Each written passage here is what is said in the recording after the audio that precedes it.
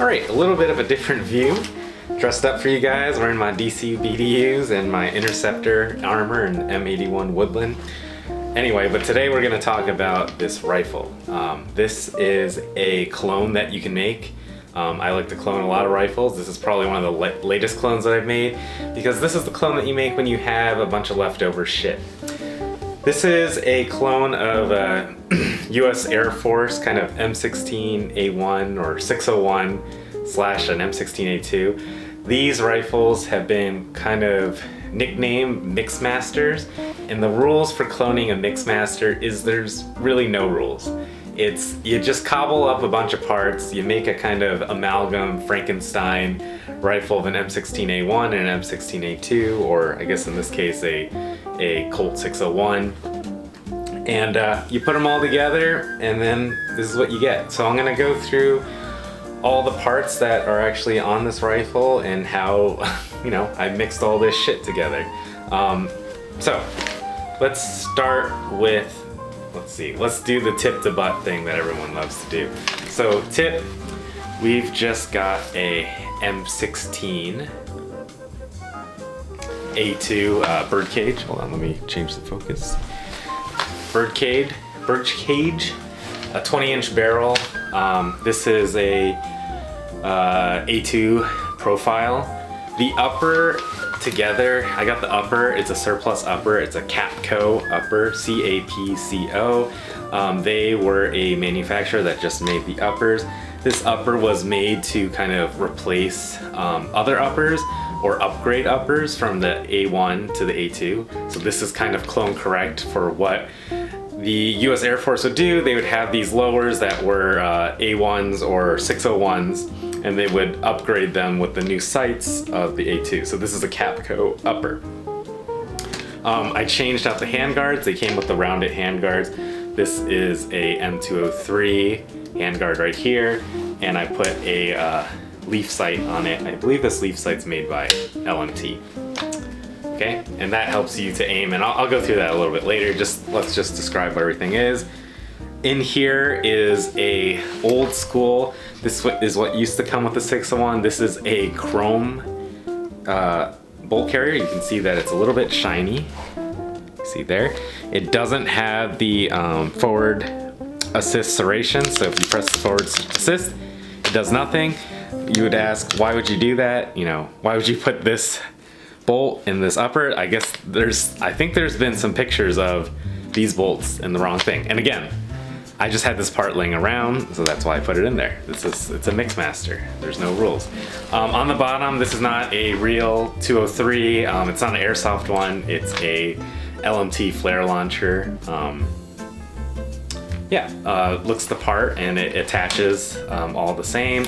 And then underneath this handguard, there's a fixed kind of mounting system, an old school USGI mounting system where you can see pictures of it. It's not the quick detach one, it's one that you have to screw in. The lower is a blemished 601 Brownells retro lower. You can see that it doesn't look like this in person, but it's got a purplish hue. I could have gotten, I don't think they make them anymore, or maybe they're discontinued. I got the blemished one because I'm cheap, and also I liked that it was gonna be very mismatched on colors, because this capco up here, I think it's probably black, it's not even a gray. So yeah, it just kind of accentuates how mixy it is, Mixmaster. Here is I think it's made out of Bakelite. This is an M16 A1 lower, doesn't have the finger groove. And then we got an A2 buttstock. I just had an extra one laying around. This is a Colt. And then I guess last of the parts, didn't really go tip to butt, we have a Quadrant sight here. And I don't really see that much information about it. There is some there's no videos on it that I've seen, but this is kind of the way it works. It flips out, flips in. There's manuals online that show how it works and how to attach it. This attaches to your Your carry handle, you can also attach it to the detachable carry handle, but there's a little bit of a spacer. And what this does compared to this, because it seems like it's redundant, and it is a little bit redundant, but this allows you to kind of quickly aim. There's only the 100 and 200 meter graduations, and the windage is really kind of not really quick adjust.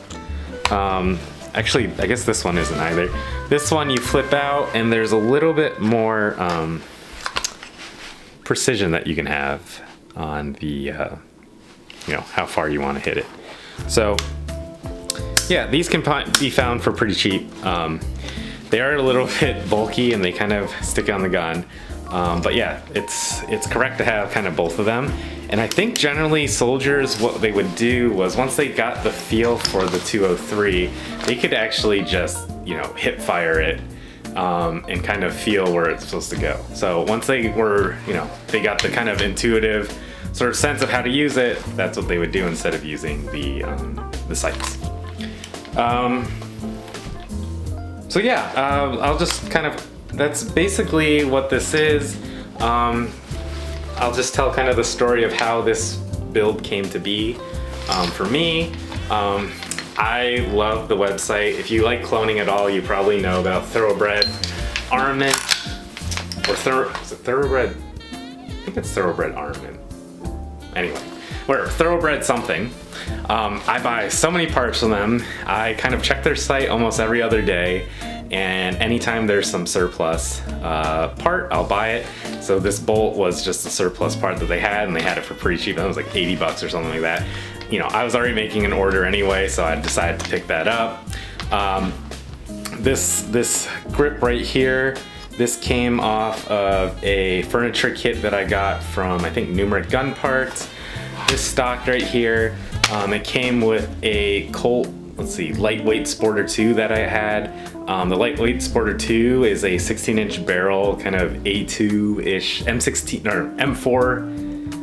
What is it? XM4, M4, basically kind of clone. Anyway, it came with this stock. It was really ugly with the 16-inch barrel, so I took this off, replaced it with a adjustable buttstock, and then I just took this off. I just had this part laying around with the tube. I got this lower just to make this kit. So this lower I think I got for 100 bucks on Brownells because it was a blem. I did have this Quadrant sight laying around just because I bought it when I was looking at surplus. The LMT grenade launcher, these are very hard to find. LMT does a lot of contracts for other countries, so their last thing on their mind is to help, you know, to make things for civilians. So this one here, I got on Titan Defense, and it just showed up, and I think it sold out, but someone decided to return theirs, and I was able to scoop it back up when it went back in stock. So I don't even know if they returned it. I think they canceled their order, and then the stock showed out of stock, but then I think I had a notification it went in stock. I picked it up.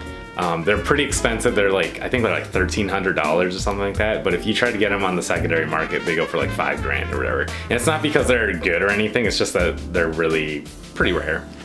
I had this leaf sight laying around, and then I bought the handguard, new old stock handguard off of eBay for like 100 bucks or something, like 85 bucks. So this build is kind of expensive, but it's just, you know, when you collect parts for lots of builds, you're gonna have a bunch of leftovers, and this is something that you can build when, you know, you have enough in your parts kit. So it is definitely really good for those leftover parts because it's kind of a Frankenstein, no rules gun, and I think it looks pretty sharp.